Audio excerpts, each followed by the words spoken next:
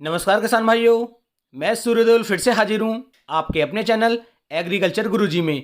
किसान भाइयों, आज हम बात करेंगे गन्ने की फसल के अंदर पोटास के जादू के बारे में कि गन्ने की फसल के अंदर हमें पोटास का उपयोग करना चाहिए या फिर नहीं, या फिर इसके ऐसे क्या कारण हैं कि यदि हम इसे इस समय पर गन्ने की फसल के अंदर डाल दें तो क्या बेनिफिट मिलेंगे, क्या इसके नुकसान हैं, कितनी मात्रा इसकी डालनी है, यदि ज़्यादा मात्रा हम डाल देते हैं तो हमें इसके और ज़्यादा फायदे देखने को मिलेंगे या फिर इसके नुकसान देखने को मिल सकते हैं। तो सब कुछ A to Z पूरी बारीकी के साथ मैं आज आपको पोटास के बारे में कि गन्ने की पौधा गन्ना हो हमारा या फिर पेढ़ी गन्ना हो, किसमें कितनी मात्रा हमें डालनी है, इसका स्प्रे करना चाहें तो स्प्रे की कितनी डोज लेनी है, यदि हम दानेदार में डालना चाहें तो हमें इसकी कितनी मात्रा लेनी है, सब कुछ डीपली इस वीडियो में बताने वाला हूं।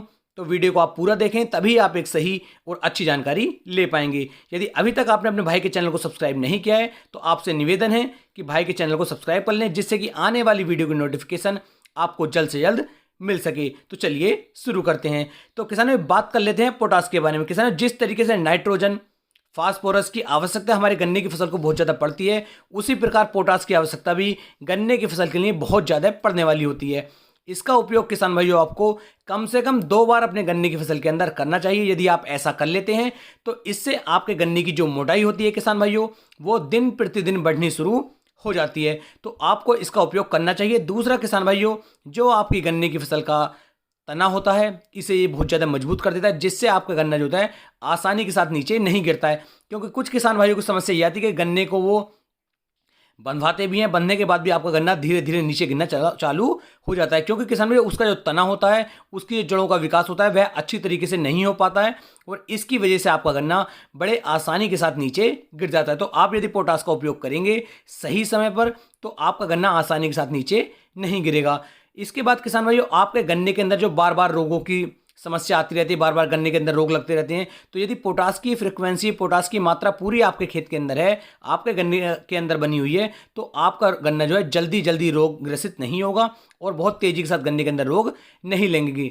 इसके बाद किसान भाइयों, आपके गन्ने को ये सर्दी में गर्मी से और गर्मी में सर्दी से बचाने में बहुत ज़्यादा अहम भूमिका निभाता है। और इसके बाद किसान भाइयों, आपके गन्ने की जो सुक्रोज की मात्रा होती है, जो मिठास की मात्रा होती है, इसे भी पोटास लगातार बना करके चलता है, जिससे आपके गन्ने के अंदर वजन काफ़ी अच्छी तरीके से निकलता है। मान लीजिए एक खेत के अंदर पोटास की मात्रा डली हुई नहीं है तो वहाँ पर आपके गन्ने का वजन लगभग 1 किलो 200 ग्राम के आसपास आएगा। और आपके खेत के अंदर पोटास की मात्रा पूरी है तो उस गन्ने का वजन कम से कम 100 से लेकर 150 ग्राम एक्स्ट्रा निकल करके आएगा। तो इस तरीके से आप गन्ने के अंदर पोटास का उपयोग करेंगे तो बहुत अच्छे बेनिफिट ये आपको निकाल करके दे सकता है। इसके बाद किसान भाइयों, आपके गन्ने के ऊपर ओवरऑल चमक बहुत ज़्यादा बनी रहेगी।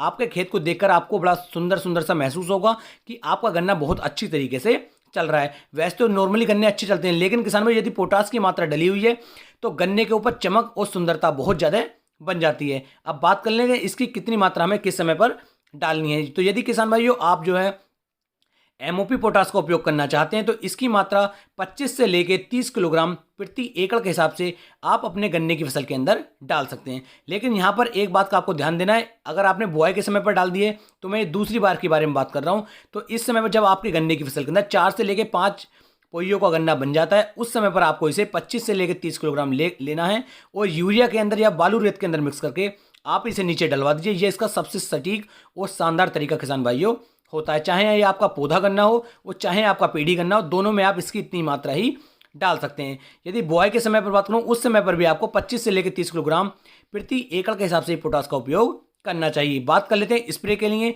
कि जो किसान भाई स्प्रे करना चाहते हैं उन्हें कितनी मात्रा लेनी है। तो किसान भाई स्प्रे के लिए आपको NPK 0050 को लेना होगा और इसे लगभग 1.5 किलोग्राम प्रति एकड़ के हिसाब से आपको लेना है और लगभग 200 से लेके 250 लीटर पानी के अंदर मिक्स करके आप इसका स्प्रे अपने पौधे गन्ने पे या पेढ़ी गन्ने पे करवा सकते हैं। और कोशिश करें आपका गन्ना पूरा भीग जाए नीचे से ऊपर तक, तो इसके बहुत अच्छे और शानदार रिजल्ट किसान भाइयों निकाल करके दे सकता है। तो इस तरीके से आप पोटास का उपयोग अपने गन्ने की फसल के अंदर करके गन्ने के वजन को बढ़ा सकते हैं, गन्ने की मोटाई को बढ़ा सकते हैं। तो उम्मीद है मैं आपको एक सही और अच्छी जानकारी दे पाया हूँ। यदि वीडियो पसंद आई हो तो वीडियो को लाइक, कमेंट और शेयर जरूर करें।